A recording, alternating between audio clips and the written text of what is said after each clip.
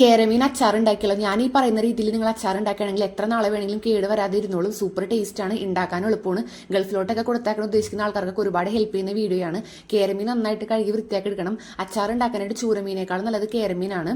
ഉപ്പ്, മഞ്ഞൾപ്പൊടി, മുളക് പൊടി, ഗരം മസാല ഇതെല്ലാം കൂടി നല്ലപോലെ കുഴച്ച് വെക്കണം. എത്ര നേരം കുഴച്ച് വെക്കുന്നു അത്രയും ടേസ്റ്റ് ആയിരിക്കും. ഞാനൊരു 1.5 മണിക്കൂർ കഴിഞ്ഞപ്പോഴത്തേക്കും ഞാൻ പുറത്തെടുത്തിട്ടുണ്ടായിരുന്നു. കാരണം എനിക്ക് ഇത്തിരി ധൃതി കൂടുതലാണ്. കാരണം പെട്ടെന്ന് ഇത് കൊടുത്തേക്കേണ്ട സാധനം ആയതുകൊണ്ട് തന്നെ. അങ്ങനെ നിങ്ങൾക്ക് ഒരുപാട് മാസങ്ങളോളം നിൽക്കണം, ഒരു 5-6 മാസമൊക്കെ നിൽക്കണം ഈ ഒരു അച്ചാർ എന്നുണ്ടെങ്കിൽ നിങ്ങൾ എള്ളെണ്ണ ചേർത്ത് കൊടുക്കുക ഫ്രൈ ചെയ്യാനായിട്ട്. എനിക്കിപ്പോൾ 1.5 മാസം അല്ലെങ്കിൽ ഒരാഴ്ചയും കൂടി തീരുന്നതാണ് ഈ ഒരു അച്ചാർ. വളരെ കുറച്ച് മാത്രമേ ഞാൻ ഇടുന്നുള്ളൂ. അപ്പോൾ 1.5 മാസത്തേക്കൊക്കെ ഉണ്ടെങ്കിൽ വെളിച്ചെണ്ണയിലോ സൺഫ്ലവർ ഓയിലോ നമുക്കിത് വറുത്തെടുക്കാവുന്നതാണ്. അങ്ങനെ ഞാൻ വെളിച്ചെണ്ണയിൽ നല്ലപോലെ വറുത്തെടുക്കുന്നുണ്ട്. ചെറിയ കഷ്ണങ്ങളാണ്. ചെറിയ കഷ്ണങ്ങളാക്കി കഴിഞ്ഞിട്ടുണ്ടെങ്കിൽ പെട്ടെന്ന് തന്നെ മുരിഞ്ഞും കിട്ടുകയും ചെയ്യും. പിന്നെ ടേസ്റ്റും എപ്പോഴും ചെറിയ കഷ്ണങ്ങളായിട്ടുള്ള അച്ചാർ ഇടുന്നതാണ്. അങ്ങനെ ഞാൻ ആ ഒരു സെയിം വെളിച്ചെണ്ണയിൽ തന്നെ ഞാൻ ഇഞ്ചിയും വെളുത്തുള്ളിയും പച്ചമുളകും കൂടി നല്ലപോലെ മൂപ്പിച്ചെടുക്കാനായിട്ട് ഇട്ടിട്ടുണ്ട്. അത് നല്ലപോലെ മൂപ്പിച്ചെടുക്കണം കേട്ടോ. ഒരു 10 മിനിറ്റെങ്കിലും നമുക്ക് ലോ ഫ്ലെയിമിലിട്ട് അത് മൂപ്പിച്ചെടുക്കണം.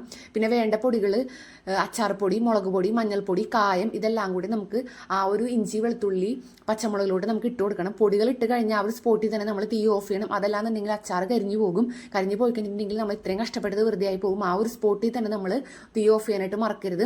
നമ്മൾ വറുത്ത് വെച്ച മീനെ അതോട്ട് ഇട്ട് കൊടുത്തിട്ട് മീൻ നല്ലപോലെ മിക്സ് ചെയ്യണം. അത് കഴിഞ്ഞിട്ട് നമ്മൾ ഉപ്പ് നോക്കണം. കാരണം ഒരുപാട് ഇഞ്ചി വെളുത്തുള്ളിയൊക്കെ ചേർത്തുകൊണ്ട് തന്നെ ഉപ്പിൻ്റെ ചെറിയ പോരായ്മ ഉണ്ടാവാൻ സാധ്യതയുണ്ട്. അങ്ങനെ വേണ്ട രീതിക്ക് ഞാൻ ഉപ്പും കൂടെ ചേർത്ത് കൊടുക്കുന്നുണ്ട്. ഇത് നമുക്ക് വേണ്ട സാധനം വളരെ ഇമ്പോർട്ടൻ്റ് ആയിട്ടുള്ള സാധനമാണ്. നമ്മുടെ എള്ളെണ്ണയും കൂടെ ചേർത്ത് കൊടുക്കണം. ഞാൻ വളരെ കുറവ് മാത്രമേ ഞാൻ എണ്ണ ചേർത്ത് കൊടുക്കുന്നുള്ളൂ. കാരണം ഗൾഫിലോട്ട് കൊടുത്തയക്കുന്നതായതുകൊണ്ട് തന്നെ അത് ലീക്ക് ആവാനായിട്ടുള്ള സാധ്യതയുണ്ട്. അപ്പോൾ ലീക്ക് ആവുന്നതുകൊണ്ട് തന്നെ ഞാൻ ഒരു 3/4 ഗ്ലാസ് ഞാൻ വിനാഗിരിയും കുറച്ച് എള്ളെണ്ണയും കൂടെയാണ് ഞാൻ ചേർത്ത് കൊടുക്കുന്നത്. ഇപ്പോൾ നമ്മൾ ഗൾഫിൽ എത്തിക്കഴിഞ്ഞിട്ടുണ്ടെങ്കിൽ നമുക്ക് കുറച്ചും കൂടി വിനാഗിരിയും എള്ളെണ്ണയൊക്കെ ചേർത്തിട്ട് ഒന്നും കൂടെ ലൂസാക്കാവുന്നതാണ്. ഇപ്പോൾ ഞാൻ ഡ്രൈ ആയിട്ടാണ് ഞാൻ എടുക്കുന്നത്.